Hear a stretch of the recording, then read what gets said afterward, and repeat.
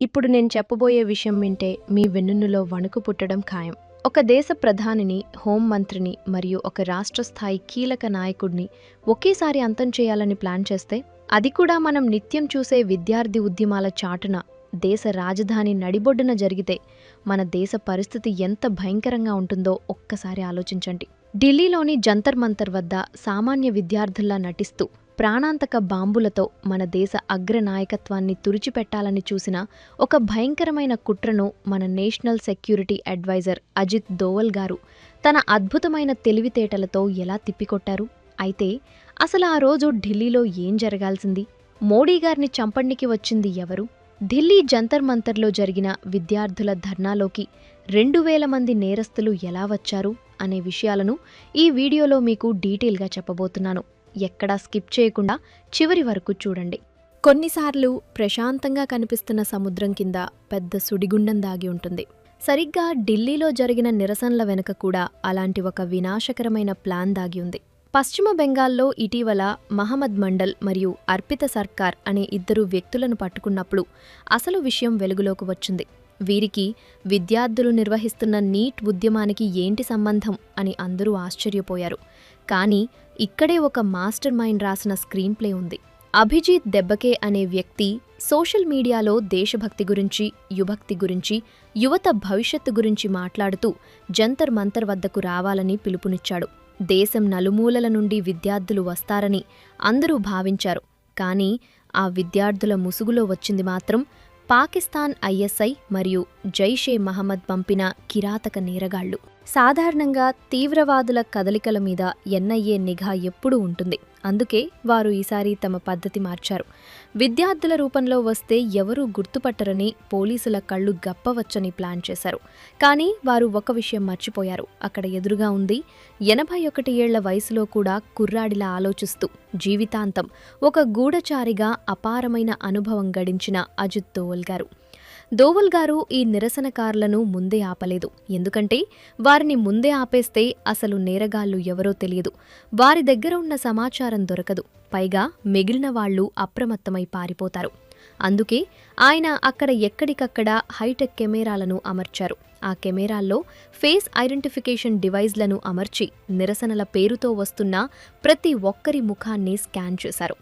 ఈ టెక్నాలజీ సాయంతో ఏకంగా 2873 మంది నేర చరిత్ర కలిగిన వ్యక్తులను గుర్తించడం ఒక అద్భుతం అని చెప్పాలి.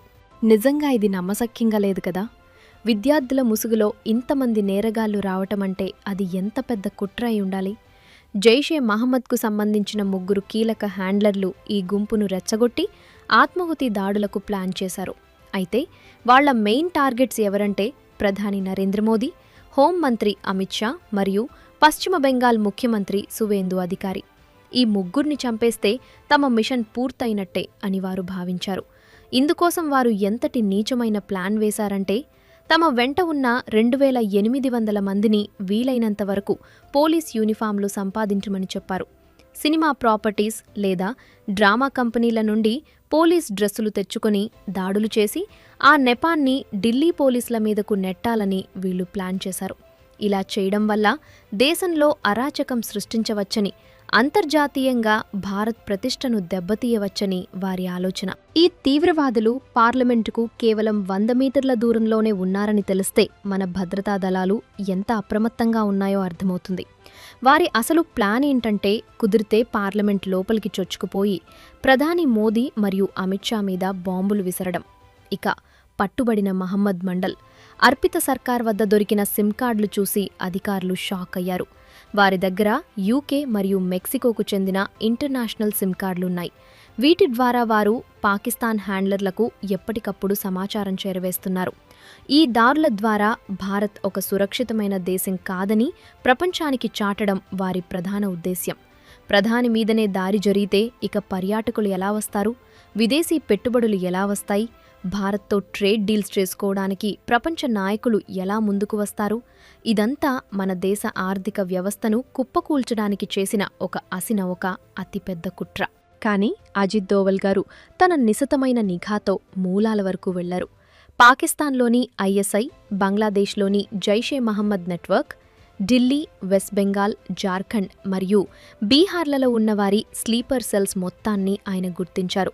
దోవల్ గారి కనుసన్నల్లో ప్రతి ఒక్క నేరగాడి కదలికలను ఆయన ట్రాక్ చేశారు. వాడు బస్సులో వస్తున్నాడా, ట్రైన్లో వస్తున్నాడా లేదా విమానంలో వస్తున్నాడా అనే డేటా మొత్తం సేకరించారు.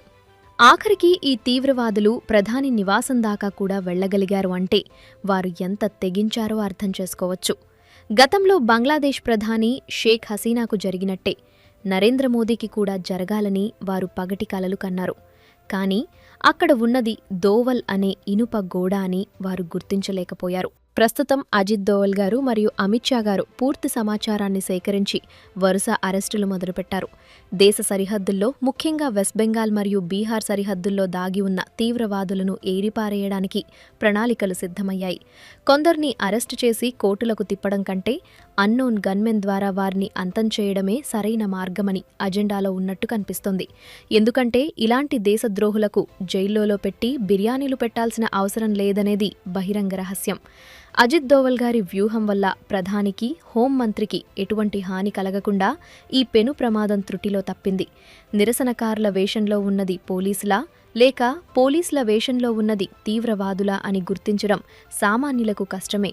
కానీ మన భద్రతా దళాలు ఆ వ్యత్యాసాన్ని గుర్తించి దేశాన్ని కాపాడాయి. ముగింపుగా చూస్తే మన దేశ శాంతి భద్రతలను విచ్ఛిన్నం చేయడానికి శత్రువు ఎంతటి కుట్రలకైనా పాల్పడవచ్చని ఈ ఘటన నిరూపిస్తోంది. ఒకవైపు ప్రజాస్వామ్యబద్ధంగా నిరసనలు జరుగుతున్నాయని నమ్మిస్తూనే మరోవైపు దేశ నాయకత్వాన్ని తుడిచిపెట్టాలని చూడటం అత్యంత దారుణం. అయితే అజిత్ దోవల్ వంటి నిబద్ధత కలిగిన అధికారులు ఉన్నంతకాలం భారత్ జోలికి రావడం ఎవరికీ సాధ్యం కాదు. ఇలాంటి గూఢచారి విజ్ఞానం, అత్యాధునిక సాంకేతికత మరియు నాయకత్వ పటిమ వల్లనే మనమివాళ ప్రశాంతంగా ఉండగలుగుతున్నాం. విద్యార్థి ఉద్యమాలను అడ్డుపెట్టుకుని రాజకీయాలు చేసే వారు కూడా ఇలాంటి తీవ్రవాద కుట్రల పట్ల అప్రమత్తంగా ఉండాల్సిన అవసరం ఉంది. మరి మన భద్రతా వ్యవస్థ తీసుకున్న ఈ చర్యల గురించి, అజిత్ దోవల్ గారి మాస్టర్ మైండ్ గురించి మీరేమనుకుంటున్నారో కమెంట్స్లో తెలియచేయండి. అలాగే ఈ వీడియో మీకు నచ్చితే ఒక లైక్ చేసి ఇలాంటి మరెన్నో ఇంట్రెస్టింగ్ వీడియోస్ కోసం మా ఛానల్ని సబ్స్క్రైబ్ చేసుకోండి.